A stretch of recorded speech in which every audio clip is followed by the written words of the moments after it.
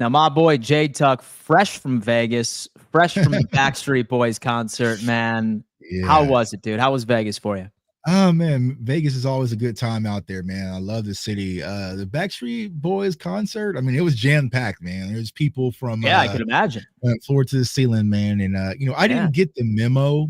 My wife didn't tell me that you're supposed to wear all white. So guess what I wore to the Backstreet Boys concert? What's that? I was all black. I was in all black, what I'm saying? So Look at everyone that. was dressed there like, angels or whatever. So I didn't get the memo, man. But it was a good concert. Like, even if you don't like the Backstreet Boys music, which I don't, they had a lot of visuals at the Sphere. So it was like we were in a spaceship and we were just taking launch and all sorts of stuff. So it was a great experience. And wife had a good time. So happy wife, happy life. And now it's back to work as we gear up for week 0 of the college football season. It's back to the grind, man. 4 games, I believe, are this Saturday. And so the headline is same thing with Kansas State and Iowa State, which is going to be an interesting Big 12 matchup. And your Kansas team's playing as well. Mm-hmm. Yeah. From what So I I will be understand. out there at the newly renovated Memorial Stadium. So they rebuilt the stadium finally. I get Wi-Fi. I'll be able to have service at the stadium and Wi-Fi because it's like so old. Typically, I was at the stadium in the press box. Like the Wi-Fi was spotty, didn't have much reception. So that should change. And then they got the renovations, and then the Booth family, who's a big donor to the University of Kansas, has gave them another $300 million to add on to it. So a lot of money flowing in to Kansas University, but hopefully it turns out on the field. And they got Fresno State as they'll be facing EJ Warner, who was Kurt Warner's son and playing the quarterback position. So should be a fun matchup. Yeah. So some Kurt Fresno Warner's State, man, some storylines for week 0 already, man. Yeah, already. So I'll tell you what, man, like we're probably going to be really focusing on those on Thursday for some of our previews. But today in college football, a lot of storylines have been breaking. Obviously, starting with Ohio State coming to a decision on who QB1 is for the 2025 season. Redshirt freshman Julian Sayin is the starting QB. And funny enough, I'm pretty sure I saw a Texas defensive tackle. He ended up reposting this on his Instagram story. So the shit talking is already beginning. He's trying to get in this young man's head. But here we go. We have Ohio State like making the transition from Will Howard, obviously. Thoughts on this move and expectations for the young gunslinger? Yeah, I kind of expected, to be honest with you. I know we talked about it last week, but I felt like Julian Sayin was going to win that position. I feel like he gives them the best chance to win. But they have enough talent around him. I think they can kind of help ease him in. But it's going to make it a fun week 1 matchup versus Texas. So, you kind of have him and Arch going back and forth. Arch is a little bit more seasoned, I'll probably say, than Sayin is, but it's going to be brand new starting quarterbacks at this position going to battle week 1. So it's going to be interesting to see how this all shapes out. But I believe Sayin was going to win that matchup ultimately, which I don't understand what took it so long. I mean, sometimes they probably want to keep the competition up alive, probably. Yeah. But, I get it from a coaching standpoint, but I kind of just knew Sayin was going to be their guy. So you want to make sure you limit all the preparation as much as humanly possible, especially since Sark is going to be coming into the building. For some reason, I just keep revisiting this matchup. Like, this is clearly going to be the headline matchup of college football week 1. And I'm battling back and forth, J-Tuck. I'm having a really hard time trying to pick a winner because so I look at Ohio State and there's quite a bit of attrition. So when it comes into their coordinators, a brand new quarterback, a redshirt freshman, right? But then you have Arch Manning, who has the consistency from the coaching dynamic, but now he's actually going to be having his biggest test of his college career so far behind, for the most part, a brand new offensive line. I think at first I picked Ohio State because I liked where they were with their home field advantage, but I feel like I'm kind of transitioning over to Texas right now. I do reserve the right to change my mind once we end up getting a bit closer to this game, but I'm not sure about you, man, but I think I'm feeling a Texas victory, and it's just based off of all the attrition. Yeah, I mean, this is a game where I'm just going to be a football fan, and even as a sports bettor, I'm not touching this game because it can go either way. I feel like it's razor thin as far as the differences. I feel like Texas is a little bit more seasoned, I would probably say, because they do have College Simmons, they have Anthony Hill Jr., So they have some guys returning last year. I feel like their defense is a little bit more seasoned, but then you're going against Jeremiah Smith and Cardell Tate. Like this is, so okay, See this? exactly. So yeah, this is a matchup I can't call it, but if I had to sway one side or another, I would probably go with Arch in Texas to win this game. But I think this is going to be a dogfight, to be honest with you. So no disrespect to Julian saying, but why does he look like to me? So that kid that always wants to remind you who his dad is. You know what I'm saying? Right. Hey, you know my dad. You know my dad. Yeah. Excuse me, sir. Excuse me, sir. You wouldn't be talking to me if you knew who my dad was. Right. All right. Like just like that SEC frat guy mentality is right from the dude. But like the guy asked, like, who are you with? Or telling you to a cake party, like, who are you with? Yeah, who do you know here, dude? Yeah, who do you know here, man? Regardless, he looks like he's 13 years old as well. He certainly has the baby face going on, but we will see if he can pick up exactly where Ohio State left off in the 2024 season. We shall see. Now, moving on, a topic I think that was pretty interesting. We also ended up seeing Tennessee roll with their QB of the future, the transfer from UCLA. It's funny because they ultimately ended up doing a quarterback swap. That wasn't much of a surprise to me, but we did end up seeing it is Joey Aguilar has been named the Tennessee Vols starting quarterback for the 2025 season. Now, he did have a turnover issue while he was with UCLA. And I still kind of had this gut feeling that I think Tennessee is not going to be living up to expectations, at least from a Vols fan side of things. What are your thoughts on this? Does he keep this job long term? Go ahead. That is a difficult question. Now, I know when it comes to Tennessee's offense, right? They play that spread offense. And so it's kind of high flying. I'm actually dealing with somebody who played in that offense when it comes to Joe Milton. But I feel like he was the most, so it can make a lot of quarterbacks look like stars and there possibly could not be. But I feel like he was probably the most experienced quarterback, transferring from App State.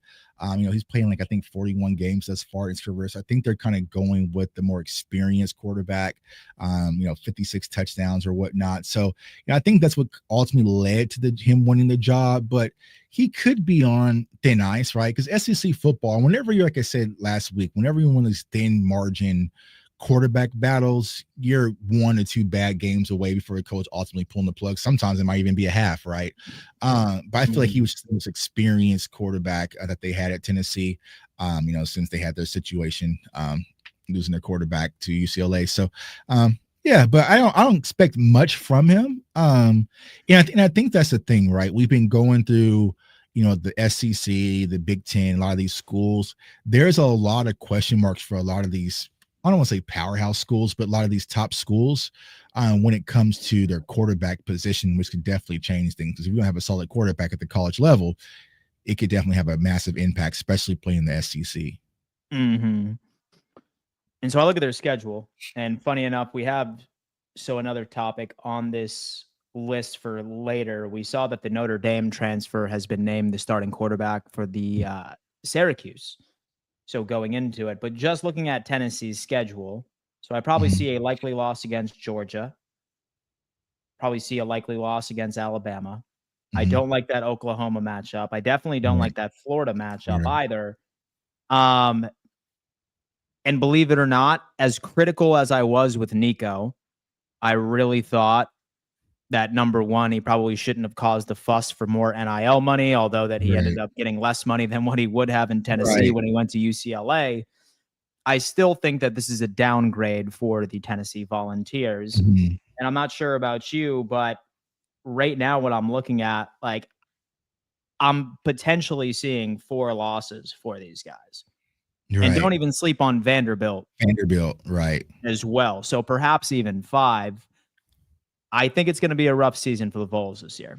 Yeah, I honestly do as well, right? Because we'll talk about Syracuse, and the Orange here in a second, but I feel like just it was a downgrade from Nico, but they were kind of spinning their wheels because they kind of got blindsided with the situation. Like I said, the kid has played in some games, right? But it's a completely different level when you're playing the SEC, and I just think that as far as Tennessee is concerned, from a talent standpoint, I just don't think they can add up with the Georgias, the Bamas, the Floridas, those schools right there. So I'm looking at Tennessee's schedule. I'm probably seeing because Arkansas is a slippery team as well. I think they're going to be good. So I think they're probably about four losses, maybe five, possibly. 4 to 5 losses for the Tennessee Volunteers, folks. It's probably going to ruffle some feathers here and there. I can't tell about UAB, right? Because I'm kind of partial to UAB because I play with them on the actual video game. That's the school I use. So I can't tell if they're good or real.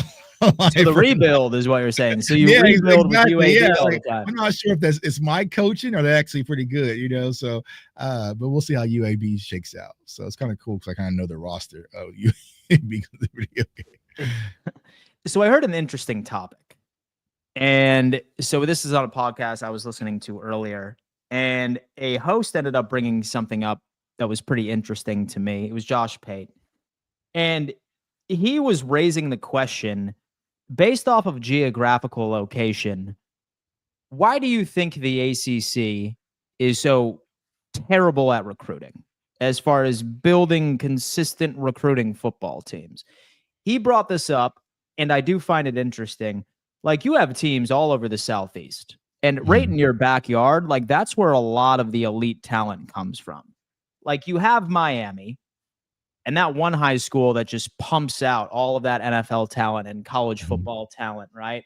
Like, you have the Carolinas that are well represented. You have Florida State. You have Clemson as well. Same thing with Louisville. I think my question now becomes, we're looking at the playoff picture. At bare minimum, we might see 2 teams from the ACC make the playoffs this year, 2. And that's even a stretch. I think it's only going to be Clemson. I'm sorry for your Florida State Seminoles. Yeah. But what is your take on this? Why do you think that there's such a difference right within recruiting when it comes into this specific sort of conference in college football? Why does the ACC struggle this much? And why have there not been like more come up years other than Clemson and Florida State, who are really the only 2 teams that have proven to do well? Yeah, I think the times have changed, right? Because you have more SEC schools now dipping into that pool as well. Because it used to be all the best kids in Florida, right? As a recruit, you either go to Florida State, Miami, or Florida, right? And they were always kind of bidding for that premier talent. But now, you're seeing those kids go to Texas, they're going to Oklahoma, they're going to, Alabama and Georgia. That is not as protected. And then also what's happening as well with the transfer portal, high school recruits are kind of being sacrificed, right? Because they're kind of coming second fiddle. So I know it's really starting with the transfer portals, the number one priority. Then you have the junior college kids, and then it's high school kids, right? So I just think from a talent perspective, it's just, Florida State doesn't have the name that they used to have. Miami, they possibly kind of bought it back a little bit last year. And also Florida starting to merge their way back up. But as of right now, it just doesn't look as attractive to go to Florida State, where you can offer some Georgia or Alabama. And then also the hardest part is not recruiting players this year or this era. It's keeping them, maintaining them, right? Because you'll get a 5-star, like Florida State would have looked completely different. They would have just kept Travis Hunter when he signed, right? But it's maintaining those players. That's the difficult part, because if you show any glimmer of, upward mobility, then that's when Alabama will call and ask for you to transfer or offer you different NILs. So it's just a different landscape when it comes to recruiting and just college football in general. So I think that there's zero disrespect added over to Clemson, because a lot of people are high on Clemson this year. You are seeing quite a few talking heads have them as the number 1 ranked team in all of college football. And even this morning, we saw Joel Klatt has the Clemson Tigers winning the national championship this year. I mean, what do you think? Like, it's not really a hot take, because like when you end up looking at the books and everything along those lines, like very favorable odds, like right within the top 5. is there a world where you see Clemson and Dabo Swinney like raising that championship trophy? I feel like they're the most complete team in college football, to be honest with you, right? I feel like we talked about the quarterbacks earlier. Even if you're going with Arch or Sand, they're kind of unproven. You have Penn State with Drew Aller, so he's a proven quarterback, but then you have Cade Klubnik at Clemson. So then you take Clemson's aspect. Now, Clemson didn't really hit the recruiting trail. They hit the transfer portal trail very hard, right? You have Antonio Williams. Their defensive line is going to be one of the best defensive lines, or should be, in college football. Their secondary should be one of the top 3 strongest secondaries in all of college football. So I feel like Dabo is fully equipped. Now, the thing is, I always kind of get hesitant when it comes to Clemson is that they are a team that will probably run through the ACC, but when they get to the college football playoffs, have they really been punched in the mouth and been battle tested? That's where I can get concerned, because I could see Clemson running through the ACC, but getting punched on possibly by a LSU, or even losing to like a Texas, depending on the matchup. Oregon, probably not so much. Michigan, I think they'll be good. But let's say Clemson lined up on the other side and had to face Alabama. Things could look drastically different. For them, I think Clemson's really going to come down to seeding. Looking at Clemson from this bracket, I like it, right? They play Oregon.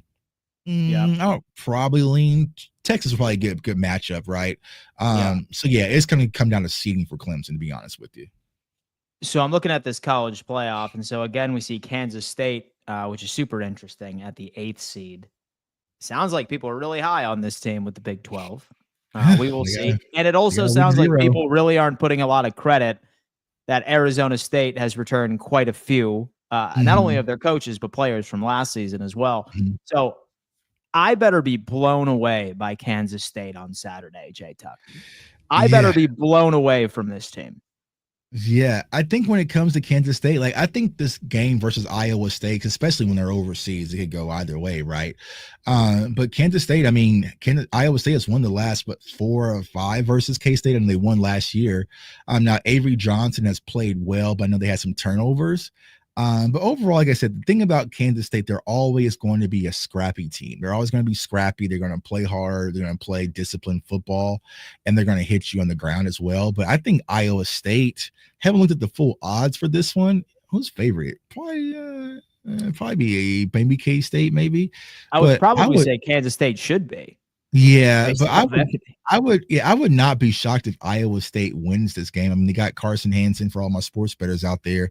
He's going to be a nail on the ground. He's probably going to get in the end zone a few times. So I would probably we hurried up with that one. You curves, man. Relax. Be careful relax, on Twitter. Yeah. Like, whoa, okay. Yeah, you never know your Twitter timeline. But yeah, I would probably go with who do I trust more? Because of course, Iowa State lost 2 dominant wide receivers in the Jalen's.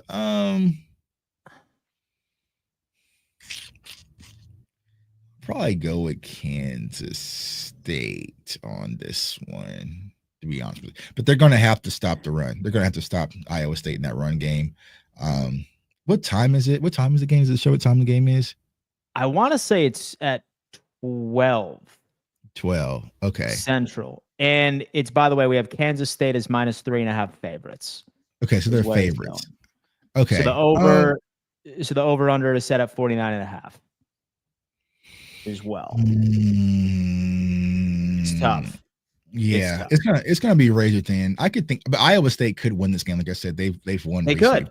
The state. So but if that happens, attrition with their wide receivers, though, which is something. Right. So which I think is going to be a ground and pound game on both sides of the ball. So I like Kansas State's linebackers. I'm going to go with Kansas State to win barely. Kansas State to end up pulling it off, folks. We're going to be unpacking that ad nauseum later. and so I can promise you that. It sounds like Auburn has decided to retire Cam Newton's number. It's pretty sick. You know, right. A dynamic college football player, a dynamic college football quarterback, and his name is typically brought up in as one of the best college football quarterbacks of all time. Now, whether or not that you agree with that, we're going to discuss this on the channel right now. Jay Tuck. I mean, look at his resume, right? He's a national champion. He's a Heisman winner. He's a consensus All-American, first team All-SEC, as the SEC Offensive Player of the Year and the Walter Camp Award winner. Now, there are obviously some great all-time QBs coming out of college football. So a name like Tim Tebow is definitely something that needs to be a part of the conversation. Some people may even say Joe Burrow. Some people may say Money Johnny Manziel. Yeah, I love Johnny. Me too, bro. Me too. But anyway, let's continue. Maybe it's recency bias, but in your opinion, who is the best college football quarterback of all time? Ooh, of all time? Yeah. Ooh. Or like we'll say within the past 20 years. Past 20 years. I mean, Scott Webb include Peyton, right? Because Peyton was, I mean, you got to have Cam in there. Yeah. You know, because I mean, I get it, right? The Tim Tebow situation, because Tim Tebow won games, but I really wouldn't say he's the most dynamic all-time great quarterback. I would probably say Peyton Manning would probably be in that conversation for me personally. You know, even though he didn't win a national championship, I mean, Lamar Jackson was a freak of nature at Louisville. You have Cam Newton. Like Cam Newton is in that conversation. You know, I remember he transferred from Florida, right? It's funny how things would have been if he would have stayed at the University of Florida. But yeah, I tell people this. I never realized how much of a creative player Cam Newton was until I saw him at the Super Bowl. And then you saw him too as well. Like, I remember like he was talking to DeMarcus Ware, and he was like towering over DeMarcus Ware. I'm like, well, wait, like DeMarcus Ware got paid to tackle Cam Newton, and Cam Newton looks like a defensive tackle or a defensive end. Like he is just a freak of nature created player. So, you know, when it comes to Cam Newton, man, there's not much you can say about his resume. The only thing you can say is about the fumble in the Super Bowl, about him not jumping on it. But besides that, he's probably been one of the most dominant quarterbacks in our time. So probably the last 20 years, I would probably have Cam Newton up there, Peyton Manning, and of course Tim Tebow, you know, and even with Johnny Manziel, I love Johnny, but I feel like I got to do Johnny, bro. But it was on, then it was off, right? I feel like that's the thing when it comes to Johnny, right? You know, so you know, with Cam, it was just like one of those things where he really carried, you know, because I'm trying to think about who was his top target at Auburn, if I can think back that far, like. He probably didn't have a lot of pros like on his roster, you know, and even he got this NFL career. So there's been a lot of times where Cam was the man, he carried it, you know. So I would probably say, yeah, he's one of the most dominant players, and now he's dominating the podcast game. So salute to Cam. He's dominating the podcast game too. So wide receivers on that team. Let's see if any of these names are familiar, folks. Yeah. Right here we have Benton. I have no idea who that is. We have Antonio Goodwin. We had Carr. Have not heard of him. So I mean, dude, you were probably right. Had Chris Osterson. Yeah, I'm trying to think who's any other Xavier NFL Brown. You had players Trayvon Reed. I'm not Philip Pierre-Louis. Yeah, none of these guys made any impact in the NFL whatsoever. You have Derek Winter. You have Darvin Adams. Yeah, man, I'm not convinced. Yeah, I think D Ford made it, but like, yeah, like do the defensive end, like, yeah. So when you think about that team, national champion, it's Cam Newton, it's Cam Newton and them, right? So, yeah, you definitely have to put him, you know, hell of a career. Cam Newton, a hell of a career, and somebody that called it a career a couple of years ago is hinting at a comeback. Coach Ed O. All right, he ended up going on a podcast. He said, quote unquote, I think it's time. I'm getting the itch again. All of these coaches are coming out of the woodwork, man. We heard from Gruden a couple of weeks ago. We heard some crazy rumor that Saban may not be done. And now Ed O, who's potentially thinking about making a comeback, which, and surprisingly enough, I was kind of shocked that he did call it a career as early as he did, especially coming off that national championship with Burrow and like that like absolute super team, maybe one of the best football teams in college football history, but that's also a different conversation to have. So do you think he still has it? Or was he just a product of an elite personnel? Possibly, right? But a lot of coaches Yeah. are, right? Yeah, true. So when it comes to Ed O, like he was a solid coach. I mean, a lot of people think about the national championship that he won with that talent he had at LSU, but I always liked him. I always liked the way he kind of carried himself as a coach. And it kind of leads me to lead like what's going on in college football that has everybody wanting to get into this pool all of a sudden. Must be some new money kind of floating around. So I would probably say like Ed O would probably be a good candidate. Now, would he probably jump directly into SEC level football? As we kind of talked about, I know Kentucky was a name we've mentioned in for other coaches. I would probably say he would probably not jump at a power conference, or a power school, to be honest with you. I'm trying to think like a school that would probably be working in his favor. And so not in the Power 4 is what you're suggesting. I mean, probably not. I'm just trying to think of a school that would reach back for him, especially if you have Gruden, Saban, or Ed O.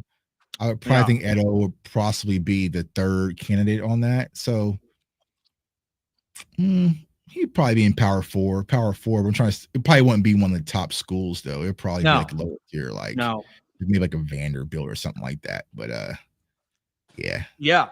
So with that, I think with so the Razorbacks might make sense in Arkansas. Right. I need to look at coaches that are on the hot seat this year.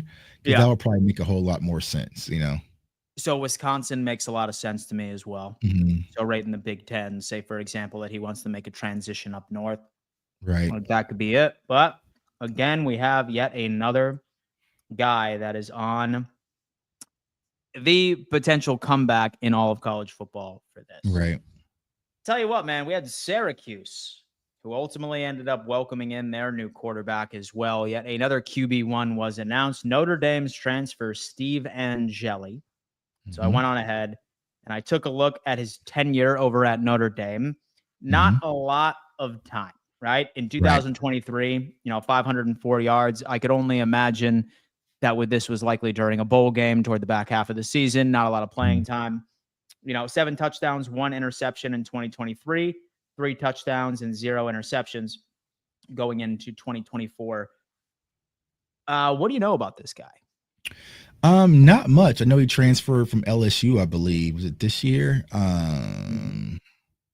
No, was it just for LSU or is it with Notre Dame? Notre Dame, right? Yep. Yeah, Notre Dame, my bad. So yeah, I don't know much about him, to be honest with you. Just trying to think. Yeah, sometimes it's probably with the transfer that he maybe just transferred in, kind of got the starting job and held on to it. Not really sure about who he's competing against to get the position. But I know like when it comes to Syracuse football, they had Kyle McCord last year. They had some talent. They also had Rondé Gatson. So they had some talent last year. I think Syracuse can be a really good team. So I have to sit back and kind of see who he is, but I don't know much about him, to be honest with you. Yeah, he's definitely going to have to prove himself, right? So with Syracuse, etc., with Kyle McCord last year. And it looks like based off of his game log, right? Like he was exclusively the quarterback that was just put in when his team was up by a significant margin. Like that's basically what I'm looking for. Right. On Thursday, so the 9th in January. So he probably had to come in due to an injury. Still pretty quality. And then right afterwards, like you're seeing just like when Notre Dame was laying it on their opponents, and he did. So I'm curious, man. Maybe Notre Dame ends up looking back at this and they're just like, damn, maybe Carr wasn't the answer, or maybe Menchie wasn't the answer, which while we film this episode, I think we still have yet to hear from Notre Dame on who they're from Notre Dame. Yeah. Cause I know we talked about it last week, like who's going to get that job. So they didn't announce, I don't think. But yeah, so the guy he was competing against, I think his name was like Collins or something, was a transfer from LSU. Steve came from Notre Dame. So they had 2 transfers, one from LSU, one from Notre Dame. So we beat him out. But, with that career, 268, 3 touchdowns, like I said, it's going to be razor thin. So if he can get on thin ice, it'll probably be. And here's the thing that I really want to keep my eyes on is how does it shape out throughout the course of the season? Because sometimes you don't want your quarterback looking over their shoulder. But Yeah. with a lot of these competitions, with it being so thin, you're probably going to get that, to be honest with you. Where we're having these discussions mid-season, and like, oh, remember Steven Jelly? What happened to him? Like, oh, he lost his job to Collins, and week 3 or something like that. So I'll tell you what, man. Last topic I wanted to touch on today was, unfortunately, we ended up seeing a 5-star freshman in the offensive tackle. Babola is feared to have suffered a season-ending knee injury per CBS Sports. Sounds like it was a tear in the ACL. From what I understand, it sounded like he was about to be a day one starter. And that's pretty yeah, big, especially right off with the trenches, and how important it is to make sure that your trenches are on point when you're right. rolling out likely a true freshman quarterback. So you Yep. got any comments on this one? Yeah, exactly, man. Unfortunate for the kid, true freshman. And we all know when it comes to Michigan football, it all starts in the trenches. And yeah, from the conversations I've been seeing, that he was possibly going to be rotation, but eventually turn out to be a starter, which is great for a 5-star recruit. So, unfortunate for the kid. Hopefully gets right, but we'll probably be talking about this kid in upcoming seasons when it comes to the game of college football and also the NFL draft, because you can just look at the picture and see like he has it. He just had it, Yeah. So yeah, it's like offensive lineman. So. Shout out to Michigan. Sincerest apologies for your loss, but with me and Jay Tuck, we have all the faith in the world that you guys are going to be able to turn it around. Folks, If you pick the right quarterback. Say that you picked the right quarterback, all right? Right. Use your investment wisely Right. to the Michigan Wolverines. But, folks, that's going to have to do it for another edition of Roundtable CFB. Tomorrow, or excuse me, on Thursday, have quite a few games to preview and unpack and give you our picks, things to look out for. A very exciting season ahead. And so do you have anything to tell the audience, Jay Tuck, right before we end up? No, it's finally here. Exciting. Like I say, it's week 0. We'll talk about the matchups on Thursday, and we're off to the races. And then next week, that's when the fun really begins. So hold on tight. We finally made it to football season. It's going to be a lot of changes happening when we go through these conversations week after week. So I'm thinking that top 10, top 20 board is going to be flying all over the place. It's going to be a damn good time over here as well. Folks, we appreciate you. Make sure you like this video. Make sure you subscribe and turn on bell notifications if you are watching the replay of this. We'll see you on Thursday. Same time, same place. Deuces.